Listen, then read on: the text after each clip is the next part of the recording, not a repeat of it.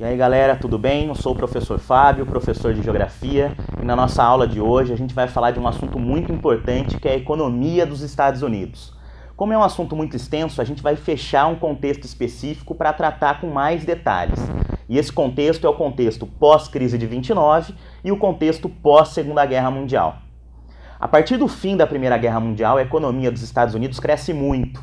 Ela cresce principalmente graças ao grande mercado europeu, que depois da Primeira Guerra estava quebrado, precisava comprar produtos diretamente dos Estados Unidos. Isso a sua aula de história explica muito bem, mas ao longo do tempo a gente percebe uma recuperação desse mercado europeu, porém a produção dentro dos Estados Unidos continua se mantendo alta. O reflexo disso vai ser o momento onde eu tenho uma grande produção nos Estados Unidos e um mercado europeu já recuperado, que vai dar origem à crise de 29. Esse período da crise de 29, também conhecido como Grande Depressão, vai marcar uma crise no pensamento liberal. A ideia era o seguinte, para muita gente a discussão que existia na crise de 29 era a principal causa estava relacionada à ação do mercado. O mercado nos Estados Unidos entendeu errado a recuperação do mercado europeu. Quando o mercado europeu se recupera, o mercado nos Estados Unidos continuou produzindo. Então, a partir da crise de 29, o pensamento econômico que vai passar a predominar é um pensamento de um economista chamado Keynes, que vai dar origem ao que a gente conhece como keynesianismo.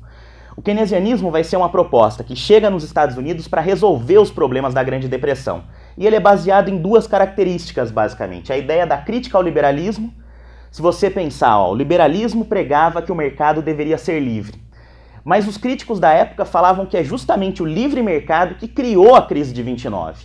Então, o modelo keynesiano faz uma crítica à ideia de que o mercado faz tudo e tudo funciona de acordo com as suas pretensões. Foi o livre mercado que levou à crise de 29, segundo os teóricos da época. Consequentemente, o principal agente que deve atuar diante da crise é o Estado.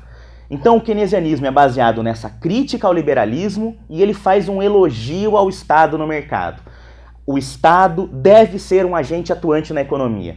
O Estado é o agente vigilante entre as ações do mercado e como essas ações acabam impactando na sociedade civil.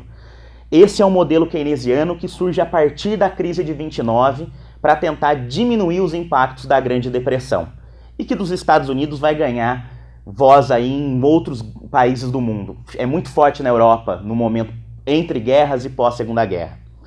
Após a Segunda Guerra Mundial, os Estados Unidos acabam se firmando como grande economia do mundo capitalista. E esse modelo da economia do mundo capitalista acontece graças à criação de dois grupos e de uma reunião. Em 1944, a Segunda Guerra estava acabando, a gente tem a Conferência de Bretton Woods. A Conferência de Bretton Woods vai propor que no lugar do ouro, o dólar seja o grande representante das trocas econômicas mundiais. Ou seja, eu tenho a elevação do dólar, que era a moeda dos Estados Unidos, a moeda do mundo inteiro.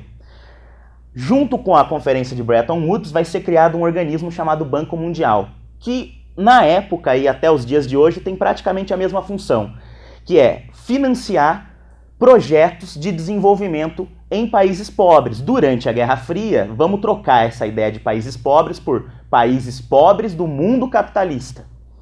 E o FMI, criado em 1945, o Fundo Monetário Internacional, que visava fornecer empréstimos para países, durante a Guerra Fria, parceiros dos Estados Unidos, e hoje também países que seguem uma cartilha pró-capitalismo.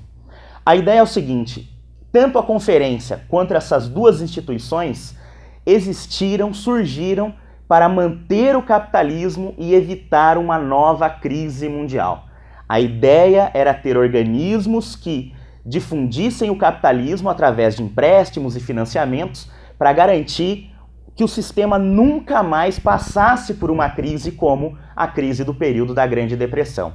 Resultado: o keynesianismo que salva os Estados Unidos pós a crise de 29 e os organismos que são criados a partir do fim da Segunda Guerra Mundial vão elevar a economia capitalista e o modelo dos Estados Unidos ao status de modelo hegemônico em todo o planeta. O capitalismo começa a se tornar, dentro desse contexto do pós-guerra, planetário, como a gente tem hoje. Beleza, galera? Até a nossa próxima aula.